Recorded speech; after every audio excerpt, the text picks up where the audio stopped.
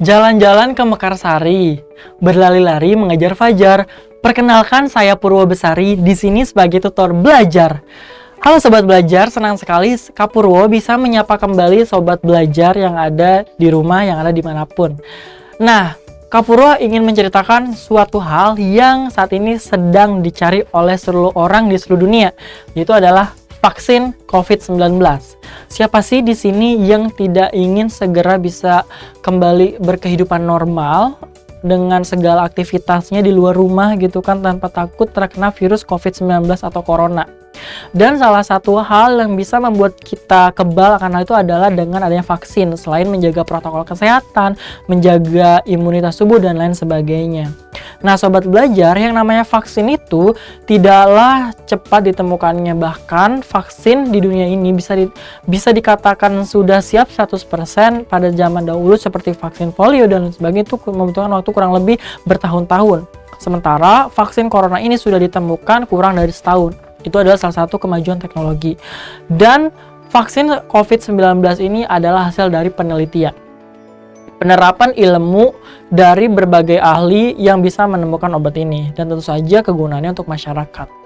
Nah, Sobat Belajar pernah kepikiran nggak sih bagaimana sih cara orang bisa menemukan vaksin ini?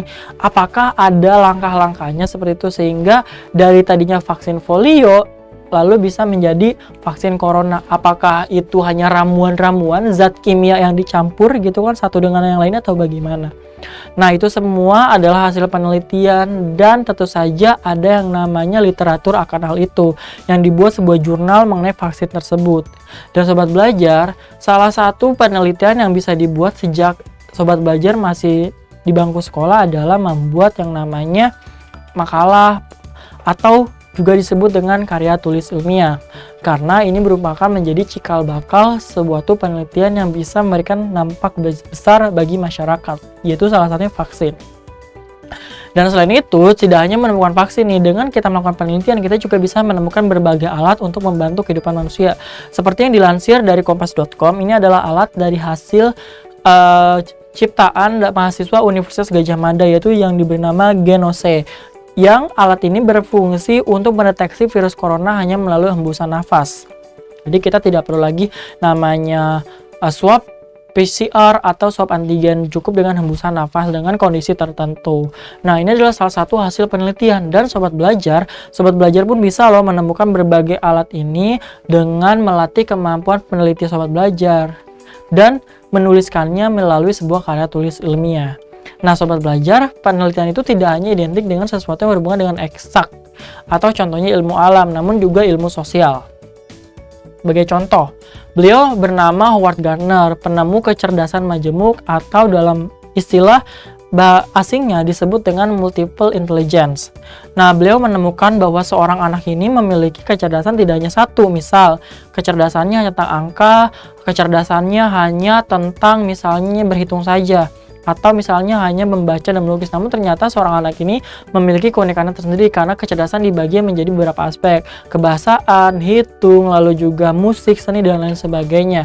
Dan itu adalah hasil penemuan beliau, yaitu penemuan mengenai kecerdasan tersebut, dan itu akan menjadi sebuah hasil penelitian, dan tentu saja itu karya ilmiah beliau. Nah Sobat Belajar, itu merupakan salah satu penemuan-penemuan besar. Namun membuat sebuah penelitian bukan berarti kita harus bisa menemukan yang langsung sebesar itu. Kita bisa mulai mengamati objek-objek sekitar kita, dan kita bisa menuliskannya melalui sebuah karya ilmiah, supaya bisa ditahu keabsahannya akan kebenarannya dan diuji secara ilmiah apakah hal tersebut bisa bermanfaat untuk sekitar atau tidak. Untuk materi itu akan kakak sampaikan di sesi selanjutnya. Karena sekarang belajar mudah, ayo belajar, jangan kemana-mana ya. Jangan lupa belajar, karena sekarang belajar itu mudah. Ayo belajar! Halo Sobat Belajar, kembali lagi bersama Kak Purwo Besari. Di sini Kak Purwo akan menyampaikan materi mengenai karya tulis ilmiah. Nah, karya tulis ilmiah ini tadi berhubungan sekali dengan penelitian ya. Ini adalah salah satu cikal bakal kita sebagai pelajar untuk bisa menjadi seorang peneliti hebat, yaitu dengan memulainya sejak dini dengan membuat karya tulis ilmiah. Nah, di sini kakak ingin bertanya nih, Sobat Belajar. Apakah sobat belajar di sini pernah membuat karya tulis ilmiah? Kalau misalnya sudah, pasti sudah tahu mengenai apa itu karya tulis ilmiah, ciri-ciri dan lain sebagainya. Namun jika belum, di sini akan menjelaskannya. Dan materi yang akan kakak jelaskan adalah mengenai pengertian, tujuan, fungsi, dan ciri dari karya tulis ilmiah tersebut pada kesempatan kali ini. Sementara di kesempatan selanjutnya, kakak akan menjelaskan mengenai materi sistematika, kaidah kebahasan karya tulis ilmiah, langkah penyusunannya, dan yang terakhir adalah hal yang harus diperhatikan dalam menyusun karya tulis ilmiah. Jadi, tetap perhatikan materi karya tulis ilmiah ini di minggu selanjutnya. Oke, kakak ingin bertanya kepada sobat belajar. Kenapa membuat karya tulis ilmiah itu sulit? Nah, bagi sobat belajar yang pernah membuat karya tulis ilmiah pasti merasakan sekali ya bahwa membuat karya tulis ilmiah itu tidaklah mudah, namun sulit. Nah, kira-kira alasannya kenapa? Kenapa ini menjadi lebih sulit daripada membuat karangan biasa? Misalnya membuat cerpen atau misalnya membuat esai singkat. Jawabannya karena karya tulis ilmiah itu tidak bisa bebas dibuat seperti karya tulis lainnya. Dia memiliki aturan-aturan tertentu sehingga itu yang membuat sulit seperti itu. Nah, contoh. Misalnya, jika kita ingin menuliskan judul cerpen, kita bisa menuliskannya apa saja. Misalnya, cerpen mengenai gadis kecil dan rumah bambunya, misalnya. Atau misalnya, Satria dan Naga Besi, misalnya seperti itu. Atau misalnya, cerita di balik desa A, misalnya seperti itu. Nah, itu bisa seperti itu. Namun, karya tulis ilmiah tidak bisa seperti itu. Dia memiliki aturan-aturan tertentu. Karena dia adalah sesuatu yang bersifat ilmiah.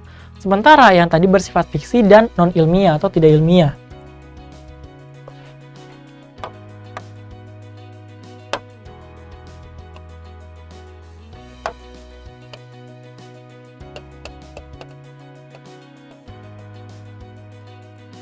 Nah, sehingga dia tidak terikat dengan aturan keilmuan tertentu. Jadi kita bisa bebas berekspresi.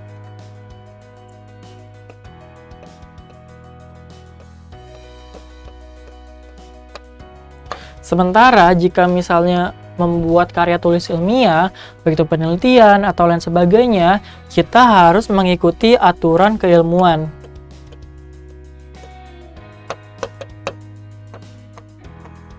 Dan kenapa itu jadi sulit, sobat belajar? Jawabannya adalah kita harus menguasai keilmuan itu terlebih dahulu, baru kita bisa menuangkannya dan memahami kalau misalnya aturan penulisan di bidang ini seperti A, B, C, dan E. Lalu misalnya aturan keilmuan di bidang B ini misalnya R, S, T, U gitu, seperti itu. Nah, aturan keilmiahan di sini maksudnya adalah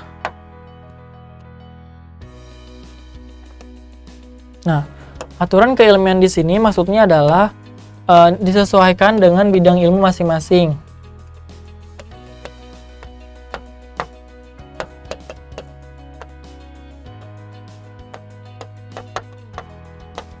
Nah, di sini aturannya bidang ilmu masing-masing. Jadi kita harus menguasai masing-masing bidang ilmu itu, baik itu bidang ilmu pendidikan, kesehatan, teknik, dan lain sebagainya. Jadi itu tidaklah mudah. Nah, secara umum ini dibagi menjadi dua bidang ilmu, yaitu biasanya menjadi bidang sosial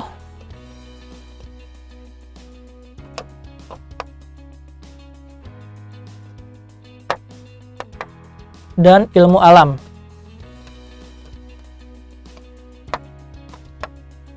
Nah, bidang sosial dan ilmu alam seperti itu. Jadi di garis besar seperti itu. Dan ini memiliki ciri yang berbeda loh, antara bidang sosial dengan ilmu alam juga berbeda loh, sobat belajar. Cara menuliskannya dan cara membuat atau menggunakan metodenya, sehingga hal inilah yang membuat menulis karya tulis ilmiah itu sulit, karena sesuaikan dengan bidang ilmunya, pendekatannya apa. Jadi tidak bebas seperti membuat karya tulis fiksi atau tidak ilmiah. Nah, itu yang membuat alasannya. Oke, selanjutnya kakak yang bertanya, apa sih sebenarnya karya tulis ilmiah itu? Ya, tadi kakak hanya mengatakan ini sulit karena punya aturan, ini tidak sulit karena tidak punya aturan, lebih bebas. Sebenarnya apa sih kak karya tulis ilmiah itu? Oke, ini dia karya tulis ilmiah itu adalah laporan tertulis yang berisi tentang suatu hal yang dibahas atau dikaji dengan pendekatan atau aturan keilmuan tertentu seperti itu. Nah, di sini penekanannya adalah laporan tertulis. Nah, laporan tertulis, lalu kedua mengenai pengkajian suatu masalah dengan kaidah keilmuan tertentu. Jadi kata kuncinya ada 3 ya di sini ya. Pertama, laporan tertulis. Nah, laporan tertulis. Nah, selanjutnya adalah kajian suatu masalah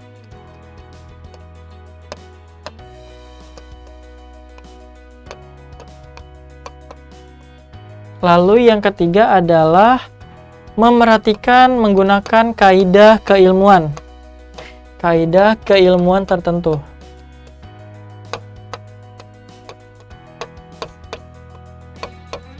Nah, jadi jika ditanya karya tulis ilmiah itu apa sih? Jawabannya adalah 3 hal pokok ini, yaitu laporan tertulis ibu, bapak gitu kan teman-teman. Laporan tertulis tentang kajian suatu masalah yang memerhatikan kaidah keilmuan tertentu atau kaidah ilmiah keilmuan tertentu seperti itu. Jadi ini berbeda sekali dengan karangan fiksi, karangan bebas misalnya cerpen, novel dan lain sebagainya seperti itu. Nah, ini ya alasannya. Jadi nanti kalau sobat belajar ditanya apa sih karya tulis ilmiah itu gitu kan, apa sih artinya, ini ya jawabannya. Yang pertama, kedua, ketiga ya. Jadi laporan tertulis, lalu juga kajian suatu masalah, dan juga menggunakan aturan keilmuan tertentu seperti itu. Nah, karya ilmiah disebut juga sebagai tulisan akademis karena dia harus menggunakan suatu hal, pendekatan keilmuan tertentu. Nah, keilmuan tertentu ini berhubungan dengan akademik, seperti itu. Jadi biasanya berhubungan dengan perguruan tinggi atau badan penelitian. Lalu yang kedua, dalam bahasa Inggris, karya ilmiah juga disebut dengan scientific paper gitu. Jadi sobat belajar jika ditanya apa sih karya tulis ilmiah itu dalam bahasa atau istilah asingnya disebut scientific paper seperti itu. Nah, tujuan dari karya tulis ilmiah itu yang pertama untuk membuat hasil penelitian, karena tadi karya tulis ilmiah itu adalah laporan tertulis. Jadi memang tujuannya untuk melaporkan apa yang sebenarnya sobat belajar teliti dan kaji, dan untuk mempublikasikannya kepada masyarakat luas supaya tahu. Dan selain itu, kenapa kita harus membuat karya tulis ilmiah? Supaya orang lain bisa menguji apakah benar yang kita buat, apakah memang keabsahannya benar, dan supaya terjadinya perkembangan ilmu pengetahuan seperti itu. Oke. Nah, lalu juga membuat karya tulis ilmiah ini adalah tadi, selain mengembangkan ilmu pengetahuan sendiri, juga menjadi cara untuk berkembang bagi si penemu atau si penelitinya. Jadi dia semakin produktif dalam menemukan sesuatu, dan dia akan mengembangkan. Misal, awalnya vaksin ditemukan akan bisa diciptakan selama beberapa tahun, baru dikatakan vaksinnya siap 100%. Namun seiring berkembangnya zaman dan juga adanya berbagai penelitian, ternyata bisa vaksin ditemukan kurang dari setahun. Itu adalah contoh dari pengembangan keilmuan itu sendiri mengenai ilmu vaksin dan juga orang yang meneliti vaksin itu sendiri.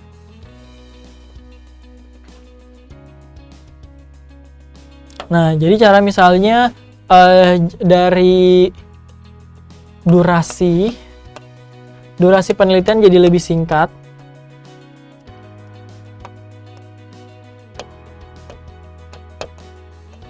Dengan adanya penulisan karya tulis ilmiah ini menjadikan orang menjadi lebih belajar. Oh, ternyata kekurangannya di sini.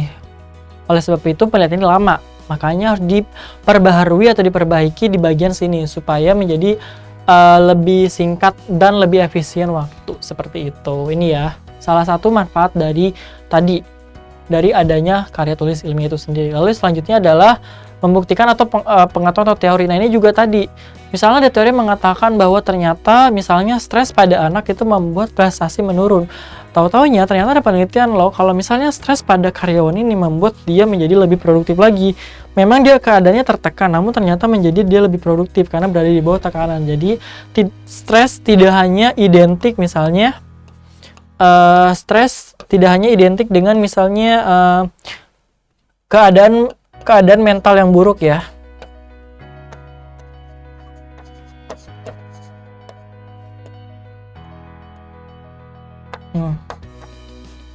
Namun ternyata juga bisa memberikan manfaat menjadi lebih produktif. Karyawan menjadi lebih produktif.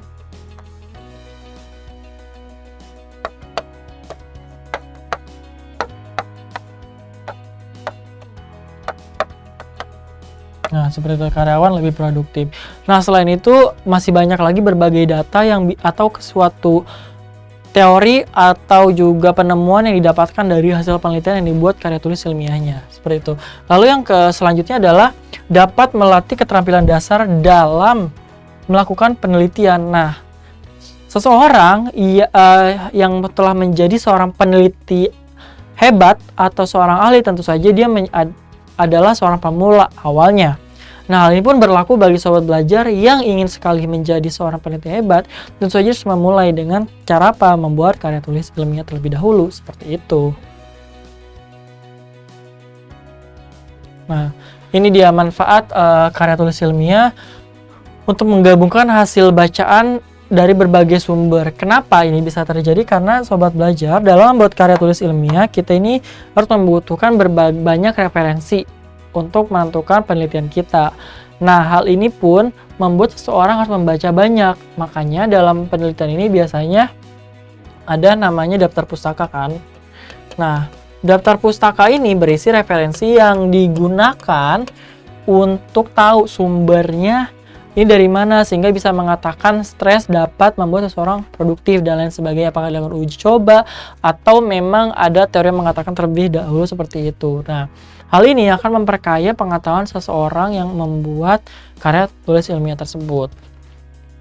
Lalu di sini juga, nah, hasil bacaan yang sobat belajar pakai di sini bisa untuk memvalidasi atau memverifikasi benar tidak sih pemikiran saya. Kalau misalnya untuk meningkatkan minat dan bakat siswa ini harus misalnya diberikan berbagai pelatihan dan juga lebih ke praktek misalnya penerapannya, tidak hanya tentang teori saja. Nah, itu juga bisa gitu. Lalu yang ketiga adalah dapat membangun pemikiran yang lebih matang. Benar sekali, karena dalam penelitian ilmiah kita ini dipaksa atau diharuskan untuk berpikir secara sistematis. Nah, sistematis ya. Sehingga kita harus urut dari A sampai Z. Kita tidak boleh misalnya membuat P terlebih dahulu, Z terlebih dahulu urutannya, urutan kelima, keempat, baru ke satu. Tidak boleh. Nah, dan itulah yang diinginkan oleh karya tulis ilmiah, meminta manusia supaya berpikir secara sistematis, secara berurutan.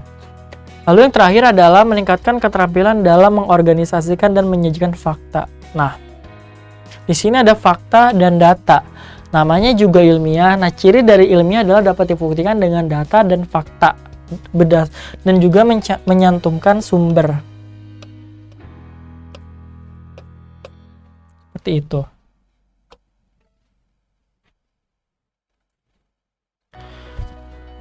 Nah, tentu saja karena kita harus membutuhkan berbagai referensi, itu akan meningkatkan minat baca dan rasa penasaran akan ilmu pengetahuan.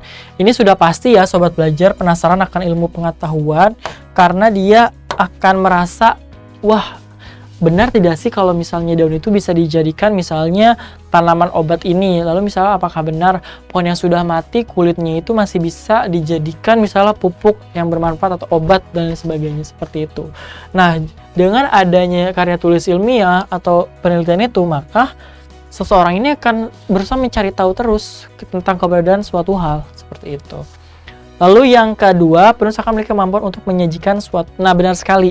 Tujuannya tadi apa? Membuat karya tulis ilmiah untuk mempublikasikan kepada masyarakat.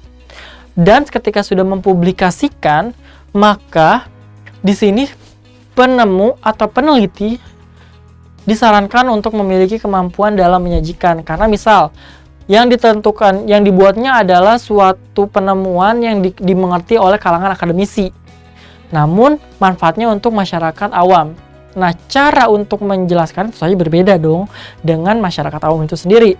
Harus bisa mendekatkan bahasa-bahasa yang sehari-hari. Nah, itu juga memaksa si peneliti untuk bisa menyajikan hasil penelitiannya. Tidak hanya untuk kalangan akademisi, tapi juga untuk masyarakat biasa. Seperti itu.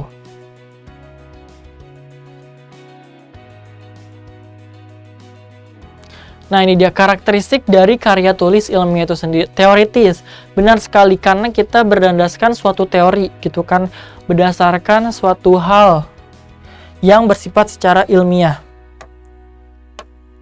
Nah, berdasarkan teori yang ada ya.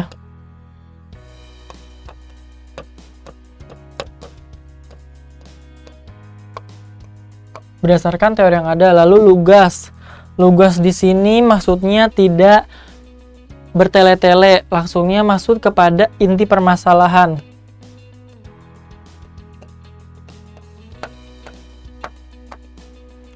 Maksud dan tujuan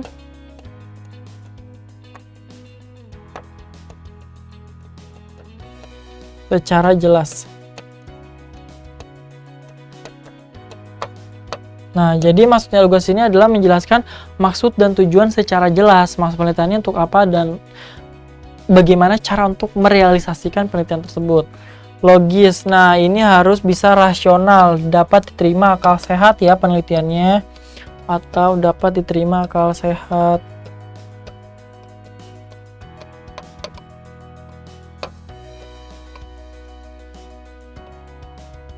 Nah, lalu yang efisien ini maksudnya adalah penggunaan bahasanya.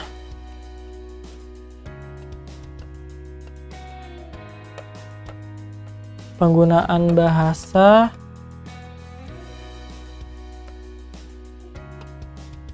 cukup dan pas. Maksudnya apa? Maksudnya pemilihan diksinya itu yang sesuai dan yang dibutuhkan. Lalu efektif ini tepat guna ya. Apa itu maksudnya tepat guna? Jadi misalnya membutuhkan 500 kata untuk menjelaskan atau mendefinisikan suatu hal. Dan memang dibutuhkannya 500 kata. Berarti memang tepat guna. Atau misalnya membutuhkan suatu teori yang hanya menjelaskan, penjelasannya butuh kurang dari 100 kata. Jika kurang dari 100 kata cukup, maka itu dipakai. Nah, itu namanya tepat guna. Jangan sampai terbalik. Teorinya sedikit, perlu penjelasannya misalnya singkat, namun diberikan penjelasan banyak. Atau sebaliknya, misalnya teorinya butuh penjelasan banyak, dijelaskan secara sedikit, gitu kan. Itu juga tidak tepat guna. Jadi bukan masalah sedikit atau banyaknya. Objektif ini menjelaskan apa adanya ya.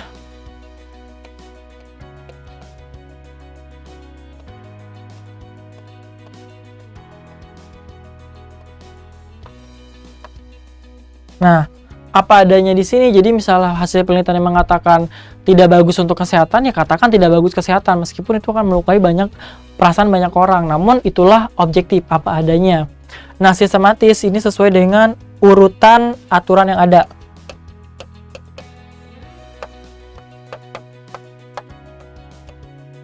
Nah, urutan aturan yang ada seperti itu. Jadi kita tidak boleh melewati langkah-langkahnya dari step 10 lalu angka ke-10 lalu kita berpindah ke langkah kedua, ke-1 dan sebagainya. Kita tidak boleh melompat-lompat gitu.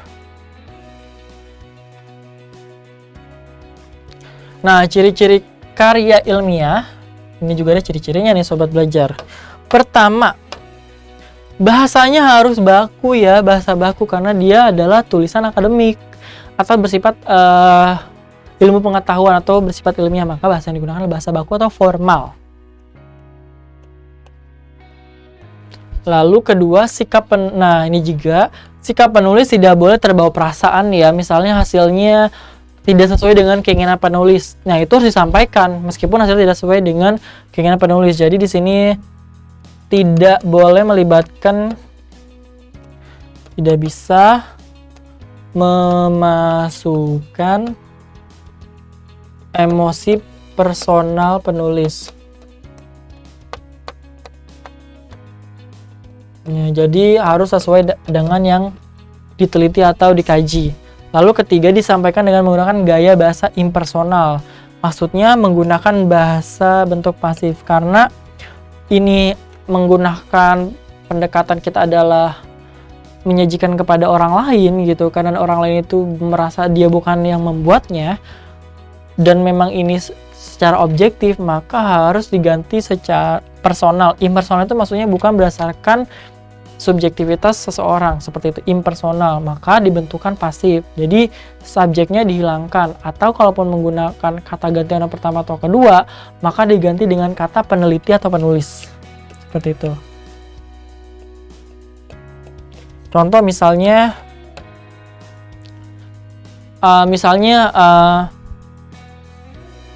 penelitiannya mendapatkan kesimpulan seperti misalnya di 150 misalnya per gram, misalnya didapatkan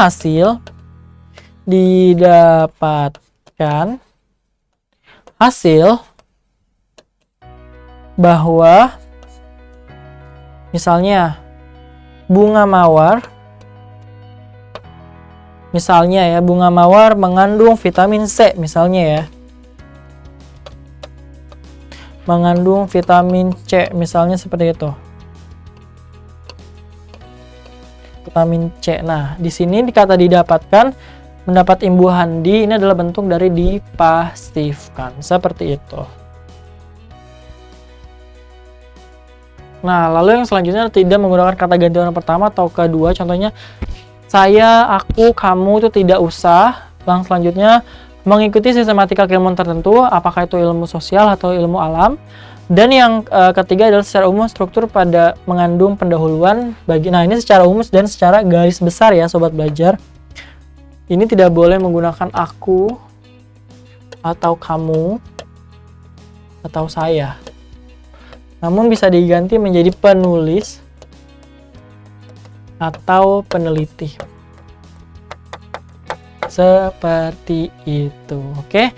Nah, itu dia sobat belajar materi mengenai karya tulis ilmiah. Semoga membuat sobat belajar semakin cinta tentang karya tulis ilmiah dan mau menggerakkan sobat belajar untuk mau mulai penelitian dan mau membuat suatu penelitian. Oke. Karena belajar sekarang mudah, ayo belajar.